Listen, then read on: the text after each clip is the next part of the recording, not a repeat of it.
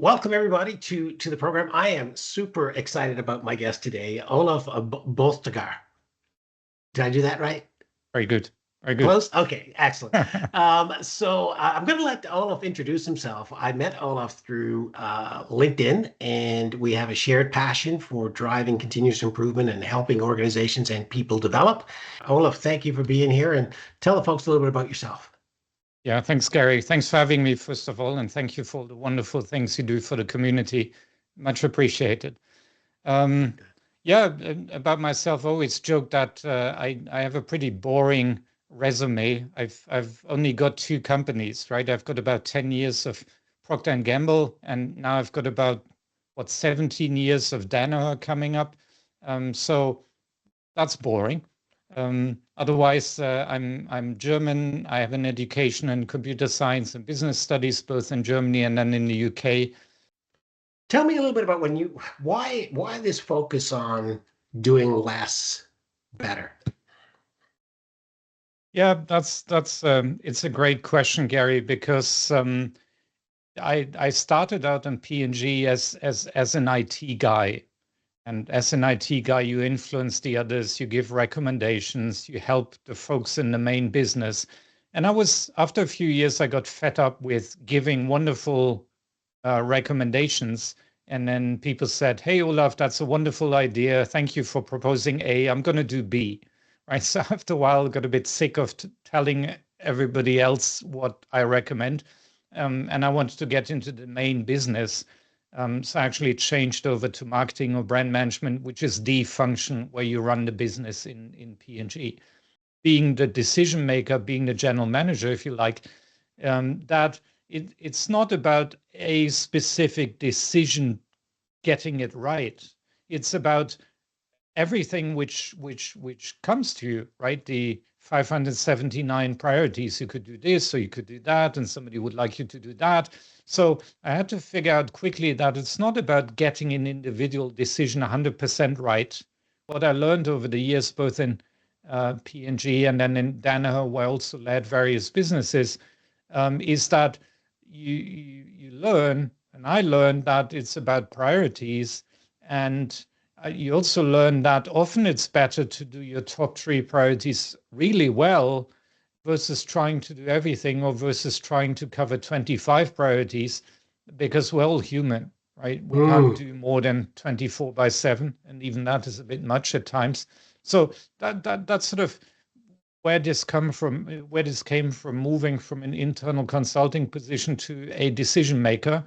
And then in many ways, now my current position, I'm more in the coach and consultant position again, and helping other people who are now general managers to lead their business in the best way. And that's where this coaching angle and obviously continuous improvement angle comes from. I'm just trying to help people in this stage of my life and my career now. Yeah, I think, well, you and I are much like that. We like to ensure that we help and develop people. Have you read the book, The 4 Disciplines of Execution? I have, yeah. So that, I mean, when you talk about those top, 3 priorities, in that book, of course, they talk about the wildly important goals and the need to focus on the few. So let me just ask you, what has been your advice, or what has been your approach to identifying those top 3? Well, in a way, Gary, I've learned in my career that it's about keeping things simple, right? When I worked for P&G between 98 and 2008, A.G. Leffley was a CEO, great CEO. And this guy ran around for 10 years, basically saying 3 things. Consumer's boss, so we need to find out what she thinks when she buys something. And he said there are 2 moments of truth. The first is when she makes a decision in the store for our brand or the competitive brand. And then the second moment of truth is when she uses our brand at home. She's either delighted or she isn't, right?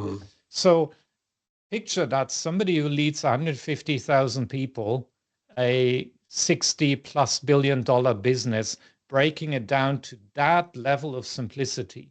And that always inspired me. And that's what I try to follow in my work now, that obviously with a German PhD, I could make things very complex indeed, but that's not the power, right? The power is making it simple. So for me, back to your question of how do you find value? First of all, or how do you rank value? First of all, you need to define what value is.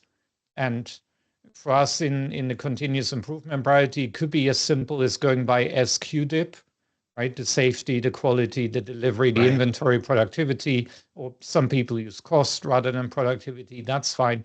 So those could be the sort of the value ranking factors. If you go more into commercial and innovation, which is my home, you look at growth, right? Or future growth. Now, if you have these dimensions and you pick one, then you rank things. And if you're enjoying this episode of Mic Drop Insights and Lessons from CI Thought Leaders, be sure to like, subscribe, add your comments. We'd love to hear them. Ranking for me is not like, well, this is A and this is double A and this is triple A. No, it's 1 to N. Like they do it at an airport, right? My closest is Düsseldorf Airport. I think your closest might be Toronto. They do it in a very simple way, right? They say you're number 1, you're number 2, you're number 3, you're number 4. Everybody wants to go at the same time. Everybody wants to be at the runway at taking off as quickly as possible. But for some weird reason, they do them one by one, kind of for safety reasons. And they say you're number 1, you're number 2, you're number 3. So that's how I do it. And that's how I coach people to have call it a priority list, call it a ranked list, which has 1 to N. And ideally discuss it in the team, ideally discuss it with your decision maker, the business leader, the president, the CEO, whoever it is, so that we agree that this is 1 to 5 or 1 to 17 or 1 to 599. That's where it starts.